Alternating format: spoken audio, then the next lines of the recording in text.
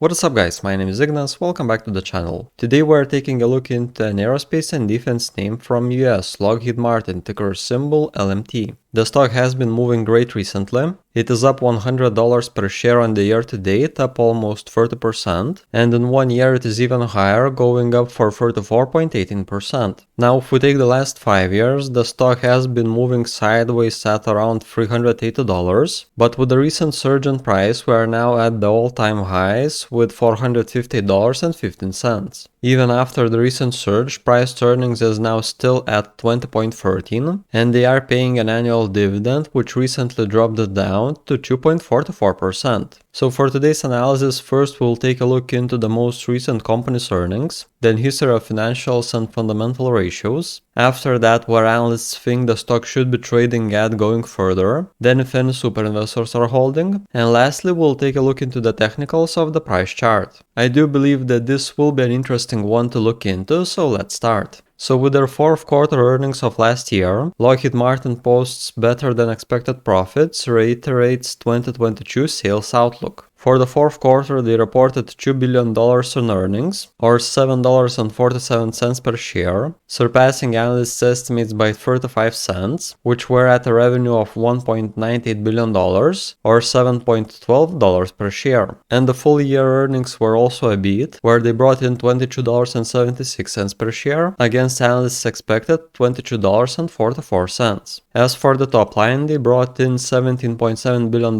for the fourth quarter, which also beat on analysts' expectations, which were set at $17.67 billion. Now if we check on guidance for 2022, that is also promising, as they've set earnings at $26.70 per share for the year, ahead of analysts' expectations at $26.36 per share. So both top and bottom lines beat analysts' expectations, and guidance for this year is also above those. So Lockheed did well for the year, and there seems to be a lot of potential going further. But how have they been performing previously? These are here the company's revenues for the last 5 years. So back in 2016, they were bringing in $47 billion in revenue for the trailing 12 months. Then in 2017, that increased to $49.96 billion. 2018, an increase to $53.76 billion. In 2019, we had it at $59.81 billion. Then in 2020 it was at $65.4 billion, and now with the latest quarter it is up again for $67.04 billion. So this last quarter of 2021 was the highest it has ever been, at almost $18 billion in revenue in 3 months, and revenue has been consistently going up, where the largest increase was back in 2019, with quarterly revenue year over year going up for 23.21% to $14.35 billion, and worst change was third quarter of 2021, where it did decrease for 2.83% year over year to $16.03 billion.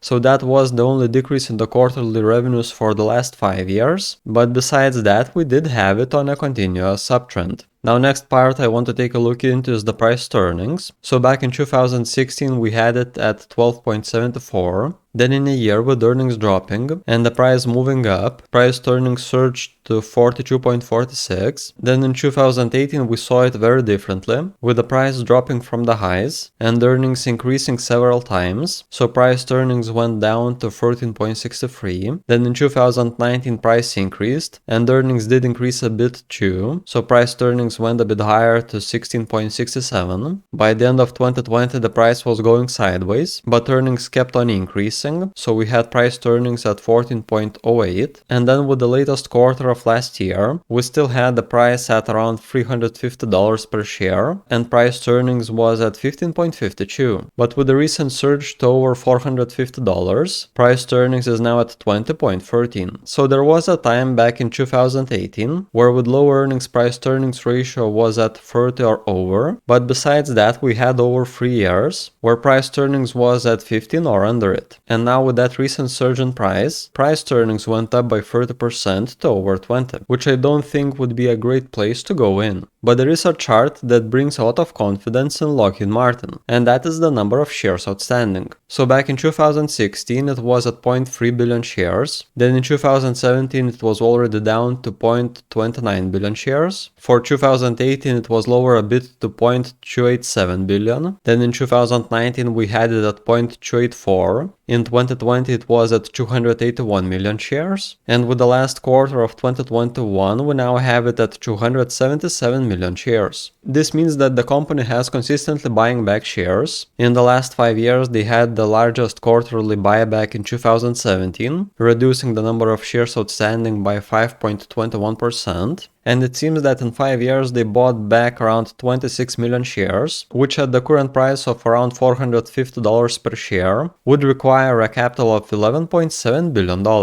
Another way that the company is giving back to shareholders are dividends. So in 2017 the dividend yield was at 2.51%, then with the price increasing, in 2018 the yield went a bit lower to 2.46%, in 2019 the price moved sideways, but with the payout increasing the yield went up a bit to 2.52%, for 2020 it went a bit lower to 2.40%, and recently in 2021, as the price was still going sideways, the yield went higher to 2.64%.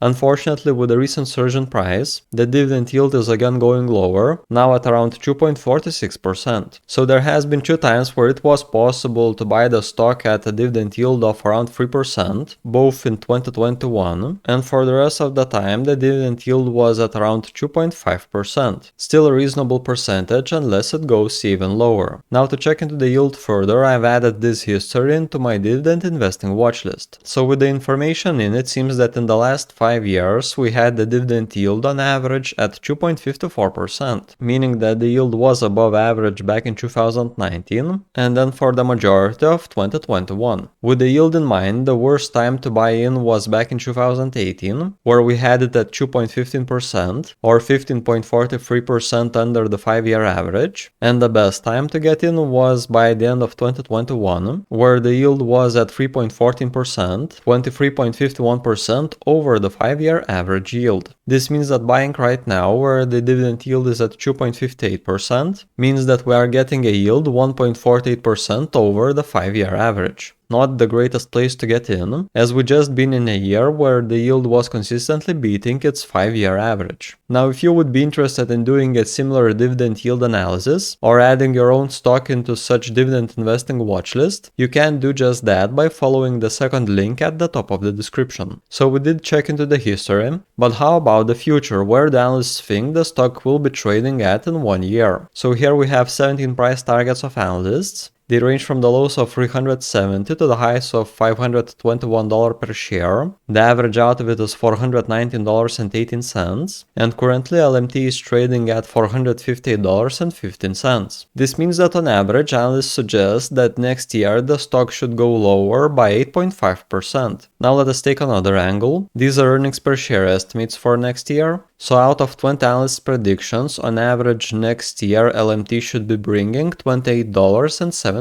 per share. If we assume that the price to earnings remains the same, then out of earnings, analysts suggest that next year the share price should increase by 5.5%. So overall, analysts do think that earnings will increase, but that will come in with an increase in the price to earnings, so the price won't benefit from this increase that much. Now let us take Superinvestors. Are they bullish or bearish on the name? It seems that currently 3 portfolios are holding the stock, and they all have recently added more money in. So Ariel Focus Fund added 9.33% and are now holding over 7,000 shares at a value of $2.5 million. Then Yachtman Asset Management added just 0.85%, but they do now hold a huge position of 359,000 shares, and this position is now valued at $127 million.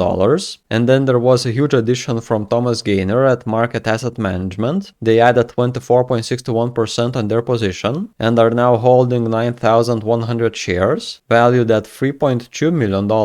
So not that many portfolios are holding, but the ones that do, they are adding more on their positions. Now there is a bit of a concern with insiders, so in the last 6 months they did 0 buys, but they managed to do 12 sells, totaling at $12.2 million.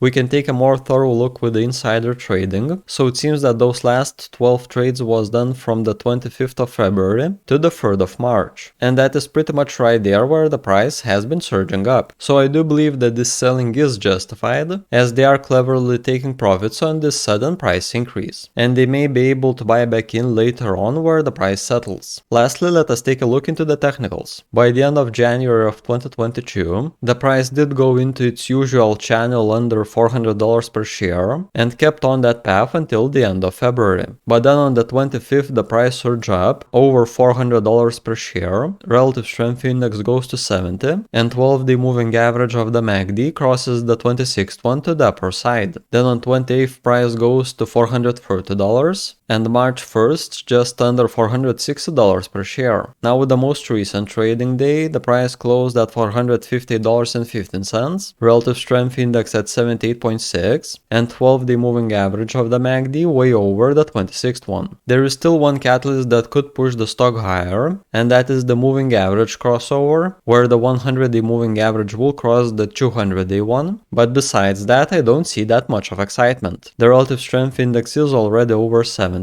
and the distance between the MACD lines is already wide, which would suggest to me that a slowdown is due. So I would stay in line with insiders and rather take some profits now, waiting for a better price to get back in. Now that we did finish with the steps, let's make a quick recap. For the fourth quarter, they beat on both top and bottom lines, and also raised guidance over analysts' expectations for 2022. In last 5 years, revenue has been increasing consistently, where each quarter was higher year over year. It seems that currently the stock at the price to earnings of 20 is quite expensive, as in the past 3 years it was closer to 15. They do have a decent share buyback program, where in 5 years they bought back 26 million shares. And they are consistently paying a dividend, but currently the yield is at the 5-year average, and we just had an opportunity to buy it way above it in 2021. Analysts are not yet convinced if the price will go up, as for next year their estimate ranges from -8.5 to plus 5.5%. Superinvestors have been increasing on their positions at least in the latest quarter, and even though insiders have been selling on the recent surge,